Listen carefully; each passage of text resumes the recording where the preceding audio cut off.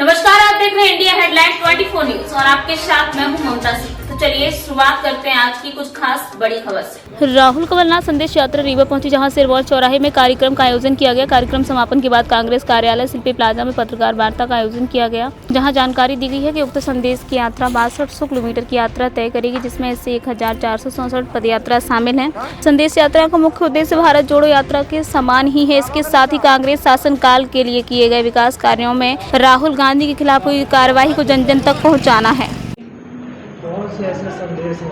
जनता को संदेश हम ये देना चाह रहे हैं कि अब जिस तरह का माहौल इस देश और प्रदेश में भारतीय जनता पार्टी जैसी फिरका परस्त ताकतें ने बना दिया है और उसके खिलाफ हम सबको उठ खड़े होने का समय आ गया है, क्योंकि हमारे पूर्वजों ने अपने प्राणों की आहुति देकर के इस देश को आज़ाद कराया था। आज उस आज़ादी पे कहीं ना कहीं खतरा आन पड़ा है। तो हम यही आम जनता के पास लेकर के जा रहे हैं कि जो बतौलेबाजी माननीय नरेंद्र मोदी जी ने 2014 में की थी, उनमें से एक भी बातों को पूरा नहीं किया उन्होंने, और हर बार हर चुनाव में नए नए वादे लेकर के आ जाते हैं। इसलिए हम जनता से बोल रहे हैं कि उन बातों को आप पूछिए भारतीय जनता पार्टी से कि जब 2014 में मोदी जी ने बोला था बहुत हुई महंगाई की मार, अब की बार मोदी सरकार, उस नारे की हकीकत मैं चाहता हूं कि आम जनता भारतीय जनता पार्टी के लोगों से पूछे। जो मोदी जी ने बोला था हर साल हम 2 करोड़ रोजगार देंगे, तो हम चाहते हैं कि अब जब भारतीय जनता पार्टी का कोई व्यक्ति आए तो उनसे हम उस 2 करोड़ रोजगार की मांग करें कि कहाँ है 2 करोड़ रोजगार। किसानों के दुगनी करने का वादा किया था, कहाँ है। और हम कमलनाथ जी के जो 15 महीना से कम समय उन्होंने काम किया है, उन कामों को लेके जा रहे हैं। चाहे 100 रुपये में 100 यूनिट बिजली देने की बात हो, चाहे 27 लाख किसानों का कर्जा माफ़ी की बात हो, चाहे 27% आरक्षण की बात हो ओबीसी को, सामान्य वर्ग को 10% आरक्षण, सब कमलनाथ जी ने किया। और उन्हीं के कामों से घबराकर भारतीय जनता पार्टी ने सोचा अगर कहीं 5 साल काम करने को मिल गया तो हमारी फिर से 60 साल की छुट्टी हो जाएगी। इन्हीं आम जनता के जनहित ऐसे मुद्दों को लेकर आम जनता के बीच में जागृत करने का हमारा छोटा सा प्रयास है। आज हमारी प्रेस कॉन्फ्रेंस एक हमारी यात्रा जो चल रही है, राहुल कमलनाथ संदेश यात्रा, आज ये काफ़ी सारा सफ़र तय करते हुए वो रीवा से गुजर रही आगे के लिए निकलेगी। तो रीवा में उसी के संबंध में एक कार्यक्रम था, सम्मेलन था सिरमौर चौराहा में, उसका पदयात्रा, उसी के संबंध में एक पत्रकार वार्ता है। और ये हमारी यात्रा जो राहुल कमलनाथ संदेश यात्रा को आदरणीय कमलनाथ जी ने झंडी दिखाकर भोपाल से रवाना किया था। ये यात्रा पूरे मध्य प्रदेश में करीब 6200 किलोमीटर का सफ़र तय करेगी, जिसमें करीब 1464 किलोमीटर करीब की अपनी पदयात्रा रहेगी। इस यात्रा का उद्देश्य वही है जो हमारे आदरणीय राहुल गांधी जी की भारत जोड़ो यात्रा का उद्देश्य था। और दूसरा उद्देश्य माननीय कमलनाथ जी के 15 महीने के जो जनहितैषी काम थे, उन कामों को आम जनता तक पहुंचाने का है। और तीसरा उद्देश्य जो राहुल गांधी जी की सदस्यता अभी हाल ही में ख़त्म कर दी है, तानाशाही पूर्ण रवैया को अपनाते हुए, उसके खिलाफ आम जनता को एकत्र करने के लिए, जागृत करने के लिए हमारा एक छोटा सा प्रयास है कि हम सबको अब संविधान को बचाने की दिशा में अपने अपने हिस्से की जिम्मेदारी का निर्वहन करने का समय आ गया है। इस उद्देश्यों को लेकर के ये यात्रा निकल रही, पूरे मध्य प्रदेश की यात्रा है, सभी जिलों में जा रही है। फिलहाल में कहाँ जाएगी इसके बाद? अभी इसके बाद इस चरण पे यहाँ से मैहर जाएगी, मैहर से कटनी, उमरिया, अनूपपुर, शहडोल, डिंडोरी, मंडला, बालाघाट, छिंदवाड़ा होते हुए जबलपुर सिवनी, और वहाँ से बैतूल होते हुए होशंगाबाद होते हुए भोपाल पहुँचेगी। आपकी टीम में कौन कौन शामिल है? जी, आपकी टीम में कौन? आम जनता सब शामिल है।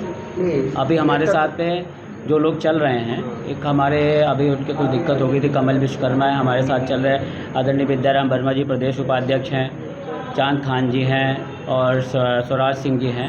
8-10 लोग हैं हम लोग जो है, और बाकी हर जगह आम जनता शामिल हो रही है। और बाकी जो हमारे कांग्रेस पार्टी के पदाधिकारी हैं, पूर्व विधायक हैं, वो सब शामिल होते हैं। यहाँ पे भी पूरे संगठन के सभी लोग थे, रीवा में भी।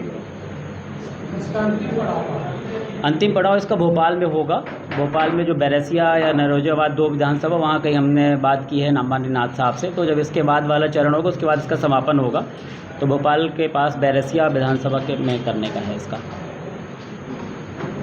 समाज के प्रतिनिधियों जी और सामाजिक कार्यकर्ताओं से संवाद, जी, जो इलेक्टोरल पॉलिटिक्स है उसमें जो मेंशन किया है, ये सब तो सीधे बसपा से जो वोट बैंक घटा, वो बीजेपी के साथ जुड़ गया, कांग्रेस से भी चीजें हट गई, कैसे इनको अपनी तरफ को कर पाएंगे? क्योंकि वो तो अपनी गवर्नमेंट स्कीम के दम पे बात कर रहे हैं। हाँ, कि हम ये हमारे साथ है, ये वर्ग चाहे ओबीसी हो चाहे SC। नहीं, गवर्नमेंट की स्कीम के बात है, अगर उनकी स्कीम इतनी कारगर होती तो उनको विकास यात्रा निकालने की जरूरत नहीं पड़ती, स्वयं सब उनके साथ जुड़े होते।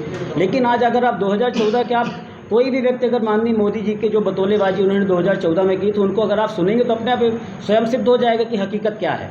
तो वो तो करते वो सरकारी प्रजातंत्र का जिस टाइप से मशीनरी का दुरुपयोग करते हैं, जिस टाइप से बड़े बड़े इवेंट कर लेते हैं, तो हर व्यक्ति अब समझ चुका है कि जिस तरह आदरणीय राहुल गांधी जी की सदस्यता खत्म कर दी, कितने पुराने केस में खत्म कर, जिसने केस लगाया उसने मना किया था कि सुनवाई नहीं करनी, फिर अचानक सुनवाई होती है तो फिर 2 साल की ही सज़ा होती है। अडानी जी और कई नेता भारतीय जनता पार्टी के सांसद नहीं होने के बाद भी निवास में रह रहे हैं, लेकिन राहुल गांधी जी को नोटिस दे दिया जाता है। तो अभी जो आतंक का संविधान चलाना चाह रहे हैं, डर का संविधान चलाना चाहे, उसके खिलाफ हम चाहते हैं कि आम जनता जागृत हो। वोट में कन्वर्जन हो पाएगा, खेल तुलसी का नहीं, देखिए वोट में कन्वर्सन तो हो ही गया था, लेकिन कोई ना कोई मैकेनिज्म काम कर रहा है, उस मैकेनिज्म को पकड़ने की ज़रूरत है। नहीं तो इतिहास गवाह है, एक प्याज का रेट बढ़ता था तो सरकारें बदल जाती थी। अब महंगाई ताबड़तोड़ बढ़ती जा रही, फिर भी हम वोट मोदी को देंगे। बेरोजगारी नहीं देंगे, फिर भी वोट हम मोदी को देंगे। देखिए, आप नुक्कड़ सभाएं भी कर रहे हैं जी, आप बताइए ना कि वो कौन सा ऐसा एजेंडा है जिसके कारण सब मोबिलाइज हैं उनसे। अभी भी आप बैठ रहे होंगे तो क्या वो विरोध दिख रहा है? नहीं, विरोध तो दिख रहा। 14 में आपने बात की तो 19 में क्यों परिवर्तन नहीं हो गया? नहीं, तो वही तो बोल रहे, क्या मैकेनिज्म काम कर। आम जनता ने तो मन बनाया हुआ है। मैं तो जहाँ पे जाता हूँ हर व्यक्ति यही मिलता है कि हाँ भाई साहब, महंगाई बहुत बढ़ी हुई है। सिलेंडर का जब 100 रुपये बढ़ता है तो स्मृति ईरानी प्रदर्शन करती कि आज सिलेंडर का रेट क्या है। वो हर व्यक्ति महसूस कर रहा है। जो सुबह पेट्रोल डलवाता है वो महसूस कर रहा है, जो गैस लेने जाता है वो महसूस कर रहा है। तो आम व्यक्ति तो महसूस कर ही रहा है और मुझे पूरा समर्थन मिल रहा है लोगों का। लोग हमारी बातों पे एक्सेप्ट कर रहे हैं, लोग हमारी बातों के लिए बोलते हैं कि हाँ आप सही बोल रहे हैं। लेकिन हम यही बोलना चाह रहे हैं कि जो मैकेनिज्म कुछ ना कुछ तो काम कर रहा है कि महंगाई होती जा रही, बेरोजगारी हम दे नहीं रहे, उसके बाद भी हम जीतते जाएंगे। तो कौन सा मैकेनिज्म? यही तो हम आम जनता से पूछने का प्रयास कर रहे हैं। जनता तो मन बनाई हुई कि हाँ सही बात है, बहुत हमें उस बंदे को सोचिए जो बेरोजगार है, जिसके यहाँ रोजगार नहीं मिल पा रहा। आपने बोला 2 करोड़ रोजगार देंगे, और जब पढ़ लिख कर बड़ा होता है तो व्यापन जैसे घोटाले हो जाते हैं। जो प्रतिभा का एक्चुअल में जो रहता है कि जिसको मिलनी चाहिए वो नहीं मिलती है उसको। तो इस टाइप की अनगिनत चीज़ें जिससे आम जनता में त्राहिमाम मचा हुआ। लेकिन अब क्या मैकेनिज्म काम कर रहा है वो एक सोचने का, शोध का विषय है कि हम महंगाई बढ़ाते जाएंगे फिर भी हमारी सरकार क्यों बनती जाएगी। वक्त हो गया एक छोटे से ब्रेक का। ब्रेक के बाद फिर से हाजिर होंगे ऐसी कुछ खास बड़ी खबरों के साथ। तब तक के लिए नमस्कार। हर खबर की अपडेट पाने के लिए आप हमारे चैनल को सबसे पहले सब्सक्राइब करें।